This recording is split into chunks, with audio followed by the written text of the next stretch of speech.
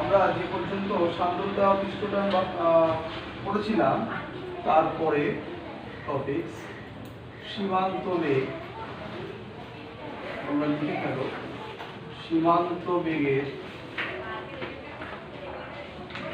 রাশিমালা। ক্লাস দেখার সাথে সাথেই খাতায় নোট দেবে খুব দ্রুততার সঙ্গে। সীমান্ত বেগের রাশিমালা নির্ণয়। সীমান্ত বেগ পড়তে গিয়ে আমরা স্টোকসের ফর্মুলা পড়েছিলাম। স্টোকসের ফর্মুলা ছিল এরকম: সীমাহীনভাবে বিস্তৃত একটা সান্দ্র মাধ্যম। স্টোকসের ফর্মুলার একটু ব্যাখ্যা দিচ্ছি। সীমাহীনভাবে বিস্তৃত একটি সান্দ্র মাধ্যমের মধ্য দিয়ে যদি অতি ক্ষুদ্র একটা বস্তু পড়তে থাকে অভিকর্ষের টানে, বেশ কিছুটা আসার পর সে একটা সমবেগ লাভ করে, যে বেগটাকে বলে সীমান্ত বেগ। ও পড়বার সময় সান্দ্রতার দরুন একটা ঊর্ধ্বমুখী বল ওর উপরে কাজ করে। যে ঊর্ধ্বমুখী বলের ফর্মুলা বিজ্ঞানী স্টোকস দিয়েছিলেন, F = 6 পাই ইটা আর ভি।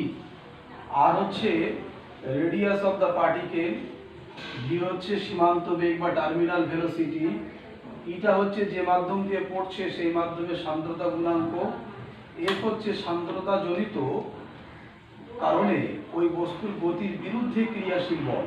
এই বলটার রাশিমালা হচ্ছে ও যখন পড়ছে, পড়ার সময় ওর গতির বিরুদ্ধে এই তরলের সান্দ্রতা থাকার দরুন যে ঊর্ধ্বমুখী বল ক্রিয়া করছে, সান্দ্রতার দরুন ক্রিয়াশীল বলের মান হচ্ছে 6 পাই ইটা আর ভি।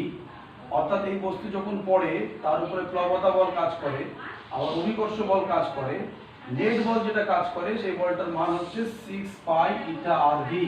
সান্দ্রতা জনিত বাধার দরুন ঊর্ধ্বমুখী যে বল, সেই বলের এক্সপ্রেশনটা হচ্ছে 6 পাই ইটা আর ভি।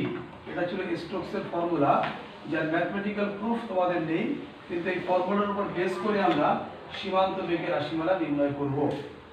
এবার দেখো যেটা বলছিলাম, ভালো করে ফলো করো। ধরা যাক কোনো একটা বস্তু, যে বস্তুর রেডিয়াস হচ্ছে আর এবং তার উপাদানের ঘনত্ব হচ্ছে রো, তাহলে ওই বস্তুটার ওজন কত হবে? ওই বস্তুটার ওজন হচ্ছে 4/3 পাই আর কিউব। এটা হচ্ছে আয়তন। আয়তনের সঙ্গে যদি আমরা ঘনত্ব গুণ করি তাহলে ভর পাওয়া যায়, তার সাথে যদি জি গুণ করি তাহলে ওই বস্তুর আমরা ওজন পাই। এইটা হচ্ছে বস্তুটার ওজন। এই বস্তুটাকে মনে করা যাক একটা তরলের মধ্যে ফেলা হচ্ছে। যে তরলের মধ্যে ফেলা হচ্ছে সেই তরলের একটা নিজস্ব ঘনত্ব রয়েছে, সেই ঘনত্বটা মনে করা যাক সিগমা। তাহলে এই বস্তু সমায়তন তরল সে উপচে ফেলবে, এটা আমরা জানি। তাহলে উপচে পড়া তরলের ওজন কত হবে? উপচে পড়া তরলের আয়তন হবে 4/3 পাই আর কিউব। উপচে পড়া তরলের ভর হবে তার সঙ্গে সিগমা গুণ করলাম, কারণ বস্তুর আয়তন যা হবে উপচে পড়া তরলের আয়তন তাই হবে।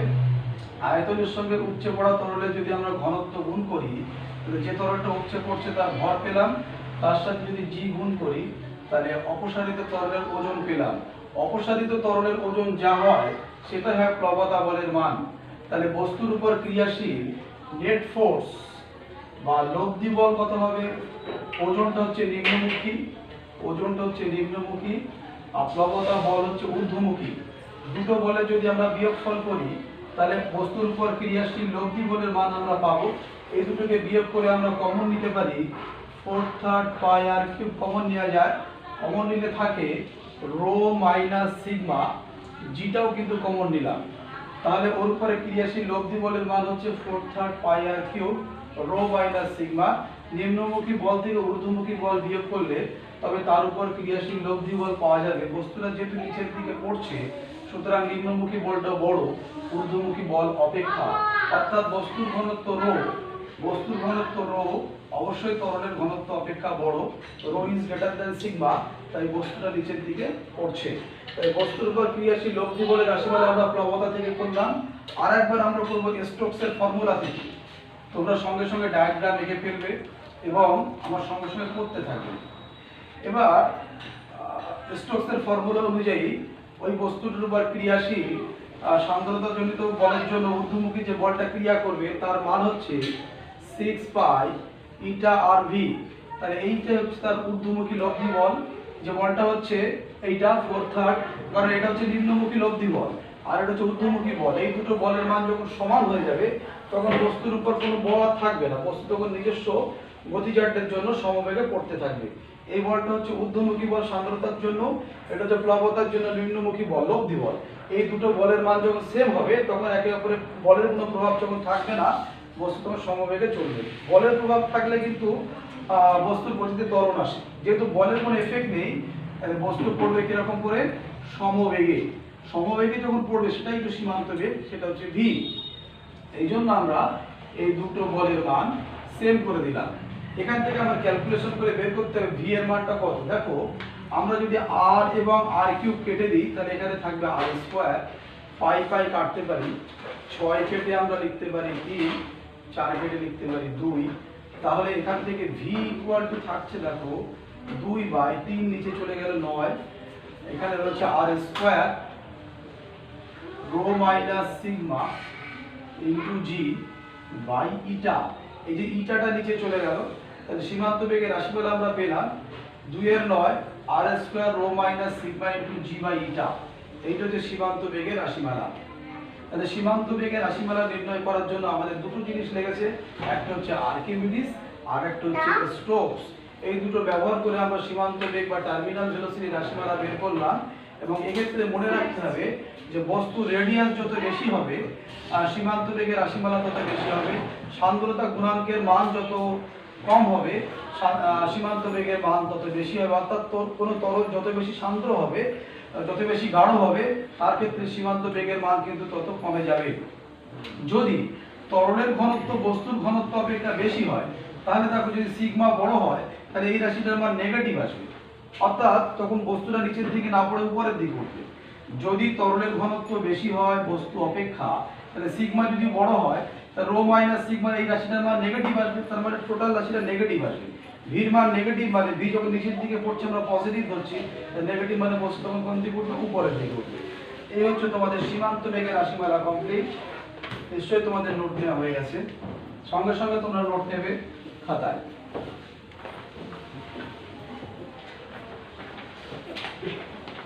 এবার পরের টপিকস তরল প্রবাহের হার। লিখে ফেলো, হেডলাইন লিখে ফেলো, তরল প্রবাহের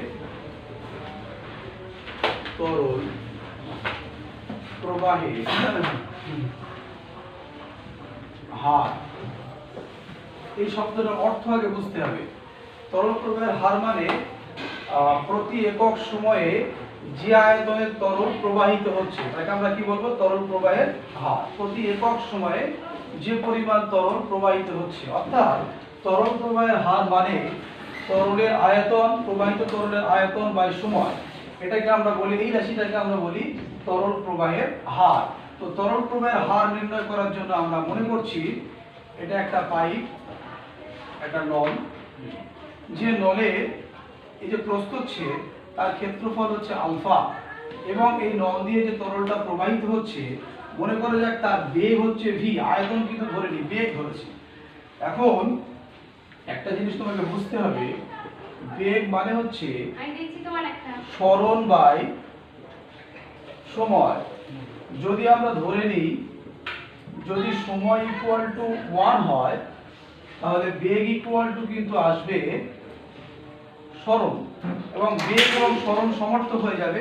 বেগ যদি ভি হয় তাহলে আমরা বলতে পারি প্রবাহিত তরলের সরণ হচ্ছে ভি, একক সময়ের সরণ। কিন্তু সরণের সময়ের মান যখন 1 ধরছি তখন আমরা যখন ভাষায় বলবো তাহলে একক সময়ের সরণকে বেগ বলে। তাহলে এই প্রস্থচ্ছেদের মধ্য দিয়ে যে তরলটা প্রবাহিত হচ্ছে তার যদি আয়তন বের করতে হয়, একক সময়ে প্রবাহিত তরলের আয়তনকে বলে তরল প্রবাহের হার। টি এর মান যদি 1 হয় তাহলে একক সময় হলো প্রবাহিত তরলের আয়তনটাকে আমরা কি বলবো, তরল প্রবাহের হার। তাহলে আমরা দেখি একক সময়ে কি আয়তনের তরল প্রবাহিত হচ্ছে। তাহলে আমরা এখানে বার করছি একক সময়ে প্রবাহিত তরলের আয়তন। তাহলে আয়তনটা কি হবে, আয়তন ইকুয়াল টু আমরা জানি দৈর্ঘ্য ইন্টু প্রস্থ ইন্টু উচ্চতা, তো সরণ মানে আমরা দৈর্ঘ্য ভি পেয়ে গেলাম, এবং প্রস্থ ইন্টু উচ্চতা গুণ করা মানে পাই আর স্কয়ার গুণ করা এর ক্ষেত্রে, সেক্ষেত্রে ক্ষেত্রফলটা আলফা। তাহলে তরল প্রবাহের হার বের করার ফর্মুলা হচ্ছে ভি আলফা। ভি হচ্ছে তরলের কিন্তু বেগ, আয়তন নয়। বেগের সঙ্গে যদি তরলের বেগের সঙ্গে যদি যে জায়গা দিয়ে তরলটা প্রবাহিত হচ্ছে তার ক্ষেত্রফলটা গুণ করতে পারি, তাহলে আমরা একক সময়ে প্রবাহিত তরলের আয়তন পেয়ে যাব। এই জন্যে, কারণ এই যে ভিটা আমরা ব্যবহার করছি দৈর্ঘ্য হিসাবে, যখন সময়ের মান 1, তাহলে দৈর্ঘ্যের সঙ্গে ক্ষেত্রফল গুণ করলে আয়তন, তাহলে এই আয়তনে তরল যে যাচ্ছে সেটা নিশ্চয়ই একক সময়ে যাচ্ছে। তাহলে একক সময়ে তরল প্রবাহের আয়তন হচ্ছে ভি আলফা। তাহলে তরল প্রবাহের হার বার করার ফর্মুলা হচ্ছে ভি আলফা। তারপরের টপিকস লিখে ফেলো, সেটা হচ্ছে ধারাবাহিকতার সমীকরণ। ধারাবাহিকতার সমীকরণ সঙ্গে সঙ্গে লিখতে থাকবে ধারাবাহিকতার সমীকরণ। এটা বুঝে নাও। সেটা হচ্ছে, মনে করা যাক এটা একটা পাইপ, পাইপটার শেপ খেয়াল করো, এরকম একটা পাইপ।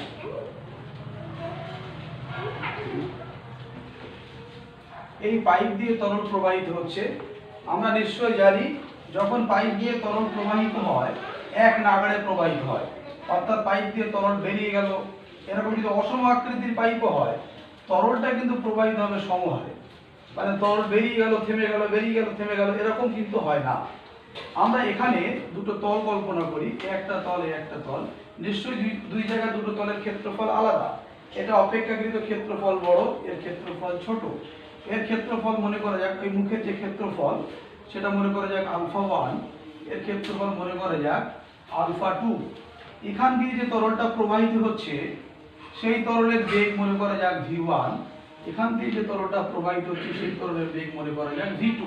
v1 এবং v2 কিন্তু তরলের আয়তন নয়, প্রবাহিত তরলের বেগ। এখানে একটা বেগ, এখানে আর একটা বেগ। এবং তরলটা হচ্ছে অসংলগ্ন, অর্থাৎ চাপ দিলে সে সংকুচিত হয় না, একদিকে চাপ দিলে আর একদিকে বেড়ে যায়। অর্থাৎ তরলের ঘনত্ব কিন্তু সব জায়গায় আলাদা নয়, একই। এখানে যদি তরলের ঘনত্ব রো হয়, এখানেও তরলের ঘনত্ব রো। তোমাদের বই এখানে ρ1 এবং এখানে ρ2 ঘনত্ব ধরে নিয়ে পরে কিন্তু আবার ρ1 equal to ρ2 equal to rho ধরা আছে, অর্থাৎ দুই জায়গায় তরলের ঘনত্বটা কি একই। এবং এই দুটো প্রস্তুচ্ছেদ দিয়ে প্রবাহিত তরলের ভরটা কিন্তু একই থাকবে। এখান থেকে তরলটা বেরিয়ে যাচ্ছে, ফলে এই ক্ষেত্রফল দিয়ে যে তরলটা প্রবাহিত হচ্ছে এবং এই ক্ষেত্রফল দিয়ে যে তরলটা প্রবাহিত হচ্ছে তাদের ভর কি থাকবে? কনস্ট্যান্ট। তাহলে একটা পাইপ দিয়ে যখন তরল প্রবাহিত হয়, পাইপটা মোটা হোক আর সরু হোক, বিভিন্ন জায়গা দিয়ে প্রবাহিত তরলের ভরটা থাকে কনস্ট্যান্ট। তাহলে এখান থেকে যে তরলটা প্রবাহিত হচ্ছে তার ভর বার করার আমরা চেষ্টা করছি। এখন তরলের আয়তন কত হবে? তরলের আয়তন ইকুয়াল টু, যদি এখান থেকে করি, আমরা প্রথম যে ক্ষেত্রফলটা ধরেছি সেখান থেকে প্রবাহিত তরলের আয়তন বের করার চেষ্টা করি, তাহলে আয়তন ইকুয়াল টু আমরা কিছুক্ষণ আগেই করেছি, একক সময়ে প্রবাহিত তরলের আয়তন ইকুয়াল টু ভি আলফা। এর আগের সমীকরণে করেছি। v1টা কি? v1টা হচ্ছে বেগ। বেগ মানে একক সময়ের সরণ, সরণের সঙ্গে ক্ষেত্রফল গুণ করলে আমরা কি পাবো? আয়তন পাবো। আর আয়তন তো আমরা পেয়ে গেলাম।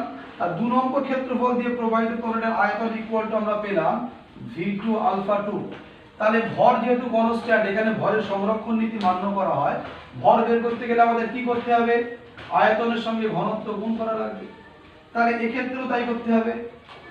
এর আয়তন v2 আলফা 2 এবং ঘনত্ব কত? রো। তরলের ঘনত্বটা রো। আমরা ρ1 ρ2 ধরবো না। তাহলে আমরা এখান থেকে পেয়ে গেলাম v1 alpha 1 equal to v2 alpha 2। তার মানে হচ্ছে আমরা এখান থেকে যদি আরো একটা তল কল্পনা করতাম তাহলে লিখতে পারতাম v3 আলফা 3। লিখতে পারতাম v3 equal to v3 alpha 3 equal to v4 alpha 4. That means v alpha equal to constant. V alpha equal to constant. তাহলে v is inversely proportional to alpha, মানে প্রস্থচ্ছেদের যে ক্ষেত্রফল। কারণ v equal to constant by alpha, আলফাটা ছিল ক্ষেত্রফল। অর্থাৎ ক্ষেত্রফল যত বাড়বে তরলের বেগ তত কমবে।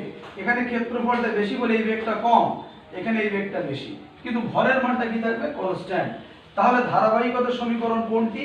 ধারাবাহিকতার সমীকরণ হচ্ছে v1 alpha 1 equal to v2 alpha 2 equal to v3 alpha 3। Clear? এর পরের টপিক আমাদের শুরু হবে যে ধারারেখ প্রবাহের ক্ষেত্রে তরল কত রকমের শক্তি প্রয়োগ করে। হেডলাইন লিখে ফেলো, ধারারেখ প্রবাহের ক্ষেত্রে তরলের শক্তি নির্ণয়। ধারারেখ প্রবাহের ক্ষেত্রে ধারারেখ প্রবাহের ক্ষেত্রে তরলে, তোমরা সবসময় হেডলাইন লিখবে, তাহলেই কিন্তু মুখস্থ হবে বা মনে থাকবে যে এই চ্যাপ্টারে আমরা কোন কোন বিষয়বস্তু সম্পর্কে আমাদের প্রিপারেশন নিতে হবে। ধারারেখ প্রবাহ আমরা আগের ক্লাসে বলেছি, পূর্ববর্তী কণার বেগের সঙ্গে পরবর্তী কণার বেগ কোনো একটা রেখার উপর সেম হলে তাকে আমরা কি বলি? ধারারেখ প্রবাহ। প্রবাহ মানে যা প্রবাহিত হতে পারে। এখন কোনো জিনিস যখন প্রবাহিত হবে তার মধ্যে শক্তি থাকবে, গতিশক্তি থাকবে। এখন আমরা গতিশক্তিটা আগে দেখি, কি কি শক্তি থাকতে পারে। একটা তরল যখন কোনো পাইপ দিয়ে প্রবাহিত হচ্ছে তার মধ্যে শক্তি থাকতে পারে গতিশক্তি। গতিশক্তি রাশিমালা আমরা জানি হাফ mv স্কয়ার। যদি প্রবাহিত তরলের ভর m হয় এবং তার বেগ যদি v হয় তাহলে গতিশক্তি হাফ mv স্কয়ার। এবার যদি আমরা এখান থেকে বের করার চেষ্টা করি একক আয়তনে গতিশক্তি কত প্রবাহিত তরলের, একক আয়তনে গতিশক্তি, গতিশক্তি। তাহলে আয়তন যখন হবে আমরা জানি ভরকে ঘনত্ব দিয়ে ভাগ করলে আমরা আয়তন পাই। তাহলে একক আয়তন মানে আয়তন দিয়ে ভাগ করতে হবে, মানে ঘনত্ব দিয়ে ভাগ করতে হবে। তাহলে ঘনত্ব দিয়ে ভাগ করলে আমরা পাবো একক আয়তনে গতিশক্তি। তাহলে ব্যাপারটা কিরকম হবে? m/v। এই ভিটা কিন্তু, এই ভিটা আমরা বড় ভি লিখলাম, এই ভিটা হচ্ছে আয়তন ইনটু v স্কয়ার। এইটা হচ্ছে একক আয়তনের গতিশক্তি। আমরা আয়তন কেন বলছি? কারণ m কে যদি আমরা v দিয়ে ভাগ করি তাহলে আমরা কি পেয়ে যাই? আয়তন পেয়ে যাই। তো এখানে দেখো রাশিমালাটা কি হচ্ছে? m/v মানে ঘনত্ব, ভর বাই আয়তন মানে ঘনত্ব। তাহলে একক আয়তনের গতিশক্তি রাশিমালা এলো হাফ রো ভি স্কয়ার। আমরা এখান থেকে বার্নৌলিস প্রিন্সিপাল করব। তাহলে একক আয়তনে কোনো প্রবাহিত তরলের গতিশক্তির ফর্মুলা হচ্ছে হাফ রো ভি স্কয়ার। এবার আমাদের করতে হবে, গতিশক্তি হয়ে গেল, একটা শক্তি বের করলাম। অর্থাৎ কোনো পাইপ দিয়ে যখন তরল প্রবাহিত হয় তার একক আয়তনের গতিশক্তির মান মনে রাখো হাফ রো ভি স্কয়ার। এবার আমার করতে হবে একক আয়তনে স্থিতিশক্তি রাশিমালা। ভালো করে দেখো, মনে করা যাক এটা হচ্ছে নির্দেশ তল বা পৃথিবী পৃষ্ঠ। এইখানে মনে করা যাক একটা পাইপ আছে, যে পাইপটার উচ্চতা এখান থেকে মনে করো এই সাইডে রয়েছে। এখানে যদি m ভরের তরল এরকম করে প্রবাহিত হয়, ডায়াগ্রামগুলো এখানে এমনি পড়তে পারবে না। তাহলে এই যে h, এটা হচ্ছে আমাদের ভূপৃষ্ঠ। ভূপৃষ্ঠ থেকে h উচ্চতায় গিয়ে m ভরের তরল প্রবাহিত হচ্ছে। তাহলে এই m ভরের তরলটা রয়েছে h উচ্চতায়, তাহলে ওর মধ্যে স্থিতিশক্তি রয়েছে, কারণ h উচ্চতায় তরলকে উঠতে হচ্ছে। ফলে স্থিতিশক্তির মান আমরা জানি mgh। কারণ এক ভরের তরল যদি উপরে ওঠে তাহলে এই উচ্চতায় উঠলে তাহলে কৃতকার্যের মান কত হয়?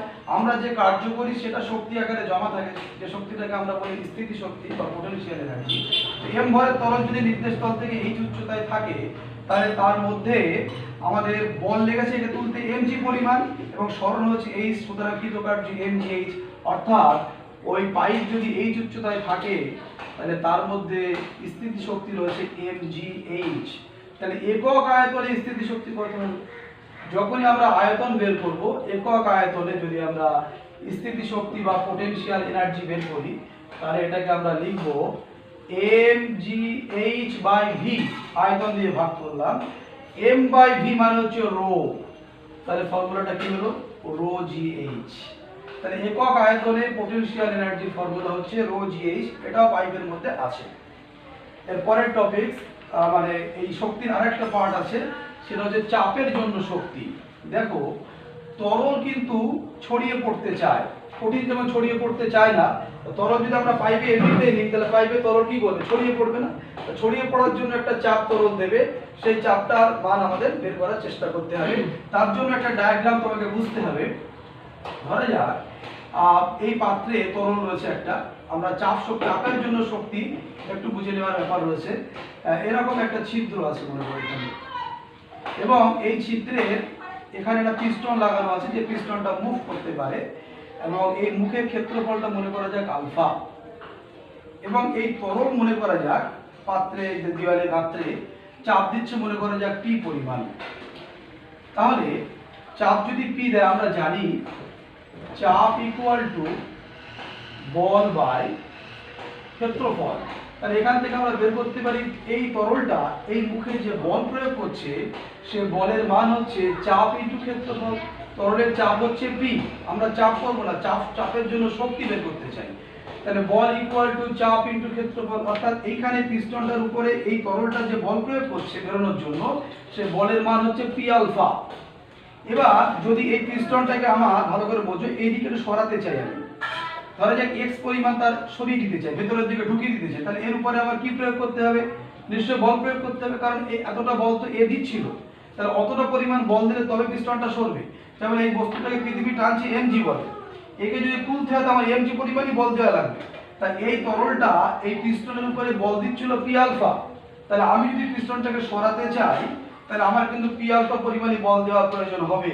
তাহলে আমার দ্বারা প্রযুক্ত বল পি আলফা এবং ওর সরণ হয়েছে এক্স, তাহলে আমি যে কার্যটা করেছি সেই কার্যের মান হচ্ছে পি আলফা এক্স বল ইন্টু সরণ। বল ইন্টু সরণ মানে হচ্ছে কৃতকার্য, এই কার্যটাই কিন্তু এখানে শক্তি আকারে জমা আছে। তাহলে এটাই হচ্ছে শক্তির ফর্মুলা।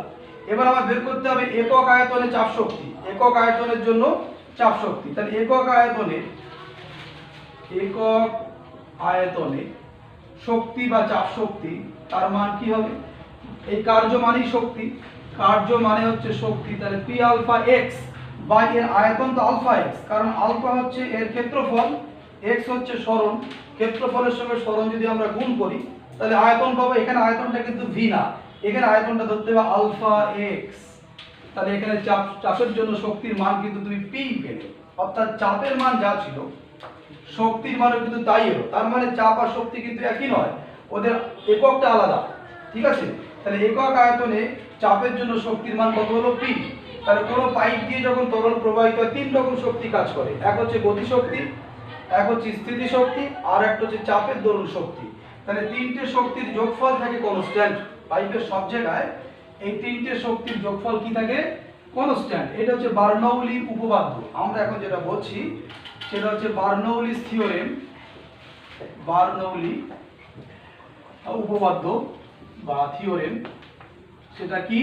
সেটা হচ্ছে আমরা প্রথমে গতিশক্তির একক আয়তনে গতিশক্তির ফর্মুলা পেয়েছি হাফ রো ভি স্কয়ার, তারপরে আমরা স্থিতিশক্তির রাশিমালা পেয়েছি, নিশ্চয়ই মনে আছে, রো জি এইচ, আর চাপ শক্তির রাশিমালা পেয়েছি পি। এই যোগফলটা পাইপের সমস্ত জায়গায় কি থাকে? ধ্রুবক থাকে। এবার এই ফর্মুলার কিছু মডিফাইড রূপ আছে, সেটা কিরকম আছে? একে আমরা এক কাজ করি, উভয় পক্ষে এই রো জি দিয়ে ভাগ করবে একেবারে, তোমাদের মধ্যে দুটো স্টেপে করা আছে, আমি একটা স্টেপে করে দিচ্ছি। উভয় পক্ষে রো এবং জি, রো হচ্ছে কনস্ট্যান্ট তরলের ঘনত্ব, জি হচ্ছে অভিকর্ষজ ত্বরণ যা পৃথিবীর নির্দিষ্ট স্থানে নির্দিষ্ট। উভয় পক্ষে যদি পুরো টার্মকে রোজি দিয়ে ভাগ করি, এর নিচে রোজি, এর নিচে রোজি, এর নিচে রোজি, আলাদা আলাদা করলে মানে এটা বাই রোজি, এটা বাই রোজি। তাই এটা বাই রোজি থেকে আমরা ভেঙে ভেঙে লিখতে শুরু করলাম। তাহলে আমরা কি লিখবো? Rho v square by 2 into, দেখো রোজি দিয়ে ভাগ করলাম, ভালো করে খেয়াল করো, rho g h by rho g. এটাকে লিখলাম পি বাই রোজি। ঠিক ডান দিকে এরকম করে কনস্ট্যান্ট বাই রোজি, অর্থাৎ উভয় পক্ষে রোজি দিয়ে ভাগ করলাম। এটা ভাগ করলে দেখো রো রো কেটে গেল। তাহলে ফর্মুলার ফাইনাল রূপ বার্নৌলিস প্রিন্সিপালের ভি স্কোয়ার বাই 2g, ভিটা কিন্তু বেগ, আয়তন না, কিন্তু নিশ্চয়ই মনে আছে হাফ এম ভি স্কোয়ার থেকে ভি এসেছিল। এখান থেকে রোজি রোজি কেটে দিলে তুমি পাবে এইচ, আর এখান থেকে পাবে P by Rosie. P R রোজি একই রকম না হয়ে যায়, কনস্ট্যান্ট বাই রোজি মানেও কনস্ট্যান্ট, কারণ কনস্ট্যান্ট টার্মে কনস্ট্যান্ট দিয়ে ভাগ করলে কনস্ট্যান্ট থাকে। এইটা হচ্ছে বার্নৌলির উপপাদ্যের মূল গাণিতিক রূপ। V square by 2g plus h plus p by rho g equal to constant. এই ভি স্কোয়ার বাই 2g কে বলা হয় বেগ শীর্ষ, মনে রাখবে, এটাকে বলে বেগ শীর্ষ, এটাকে বলে উচ্চতা শীর্ষ, এটাকে বলে চাপ শীর্ষ। এবং এই যে ফর্মুলাটা আমরা করলাম সবই কিন্তু একক আয়তনে। এটা একক আয়তনে গতিশক্তি, এটা একক আয়তনে কি শক্তি? স্থিতি শক্তি। এটা একক আয়তনে কি শক্তি? চাপ শক্তি। তাহলে এই যে একক আয়তনে কিন্তু এটা বেগ শীর্ষ, এটাকে কি বলা হয়? বেগ শীর্ষ। এটাকে কি বলা হয়? উচ্চতা শীর্ষ। সবসময় টার্গেট থাকবে উচ্চতাকে একা করে দিতে হবে। একা একা করতে গেলে উচ্চতার সঙ্গে যে টার্মসটা রয়েছে সেই টার্মস দিয়ে উভয় পক্ষে ভাগ করা লাগবে। তাহলে বেগ শীর্ষ, উচ্চতা শীর্ষ এবং চাপ শীর্ষের যোগফল হচ্ছে কনস্ট্যান্ট। ধারারেখ প্রবাহের ক্ষেত্রে তরলের শক্তি বার করতে গিয়েই ওর উপর বেস করে আমরা বার্নৌলির উপপাদ্য পড়লাম। বার্নৌলির উপপাদ্য আমরা শিখতে করলাম। তো v² / 2g + h + p/ρg = constant.